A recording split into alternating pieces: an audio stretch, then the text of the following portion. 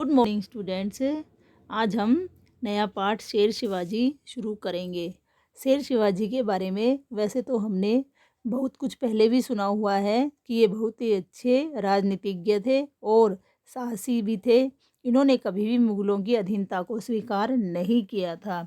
आज इस पाठ के माध्यम से हम जानेंगे कि शिवाजी ने कैसे क्या किया था और उनके साथ जो हमारे भारतीय या हिंदुस्तानी साथ रहकर भी मुगलों का साथ देते थे।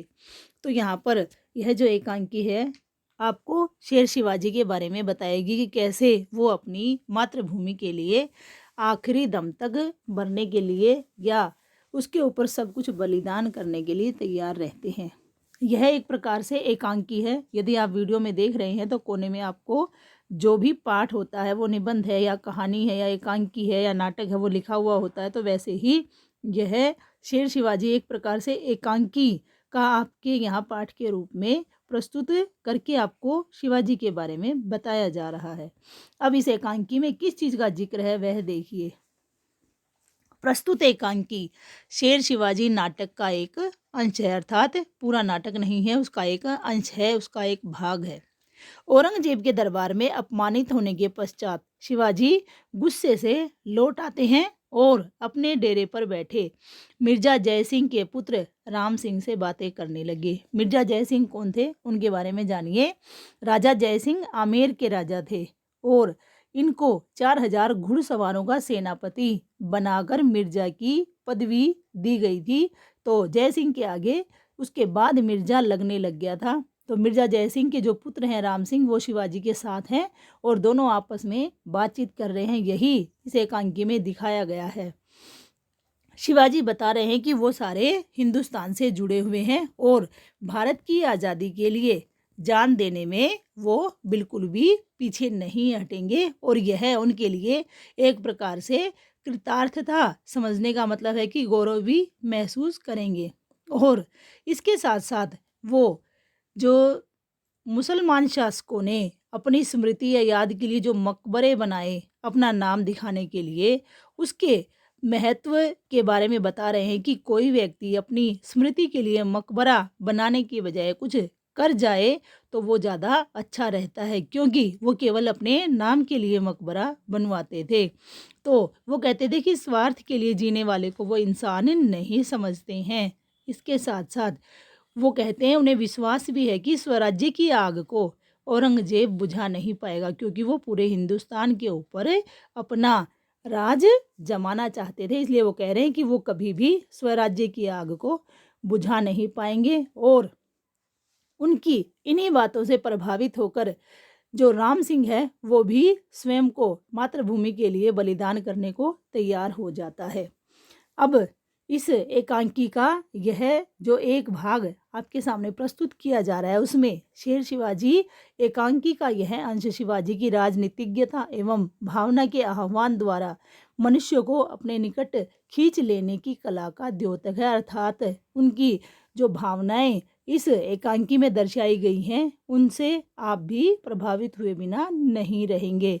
पाठ को यदि ध्यान से समझेंगे तो आप इसमें जो लेखक ने बताने का प्रयास किया है उसे अच्छे से समझ पाएंगे।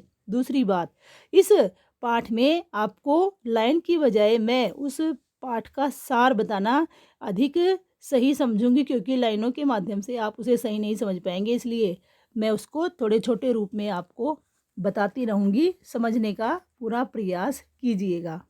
अब देखिए, एकांकी के लिए दृश्य जो तैयार किया गया वो है शिवाजी का डेरा है। राम सिंह और शिवाजी दोनों साथ हैं, दोनों कहीं बाहर घूमने के लिए गए थे और अभी अभी लौटे हैं।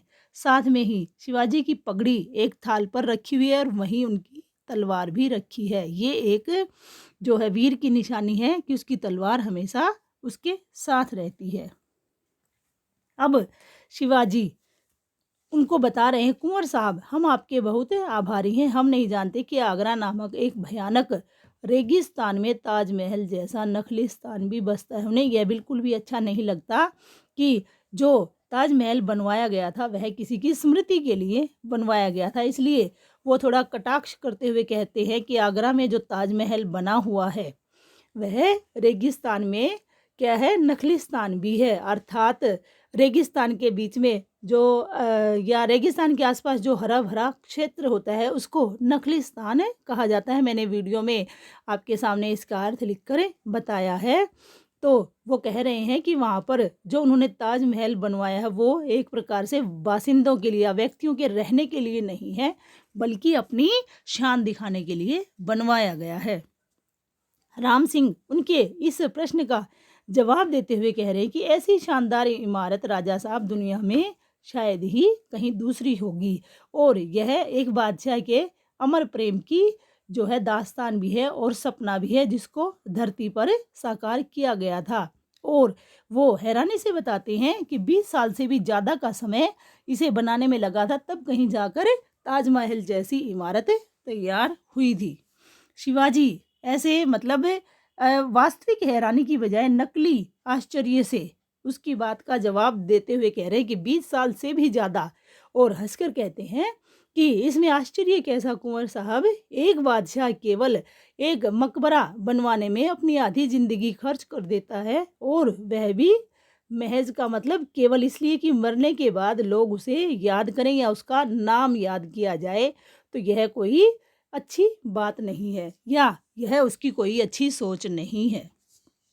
इसके बाद शिवाजी कहते हैं, क्या इससे बेहतर यह नहीं होगा कि मनुष्य ऐसा काम करे कि अपना नाम रखने के लिए उसे ऐसा मकबरा या इमारत बनवाने की आवश्यकता ही न पड़े, क्योंकि वह इस संसार में आकर उस फूल की तरह जिए जो कुम्हलाकर अर्थात खिलने के बाद जब कोई फूल सूखने की कगार पर आ जाता है या कुम्हला जाता है, आज अगर फूल खिला है शाम तक नहीं तो कल तक वह कुम्हलाएगा ज़रूर, तो उस प्रकार जो कुम्हलाकर मिट्टी में तो मिल जाता है, लेकिन उस मिट्टी को भी अपनी खुशबू से सरोबार कर देता है, सुगंधित कर देता है।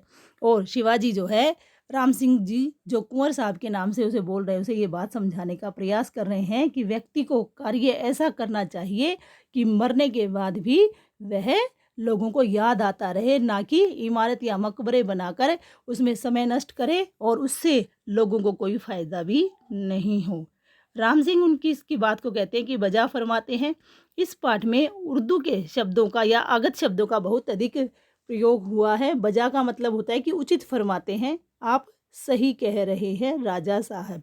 तो हमने देखा कि शेर शिवाजी के एक अंश में शिवाजी मुगलों से या दूसरे जो शासक हैं, मुसलमान शासक हैं, उनके प्रति अपने मन में कितना क्रोध रखते हैं या उनसे वो कितने ज़्यादा विचलित हैं कि वो कोई मनुष्यों के लिए अच्छा कार्य न करके केवल अपना नाम रोशन करने के लिए ऐसा कार्य करते हैं, तो यह उनको बिल्कुल भी उचित नहीं लगता है।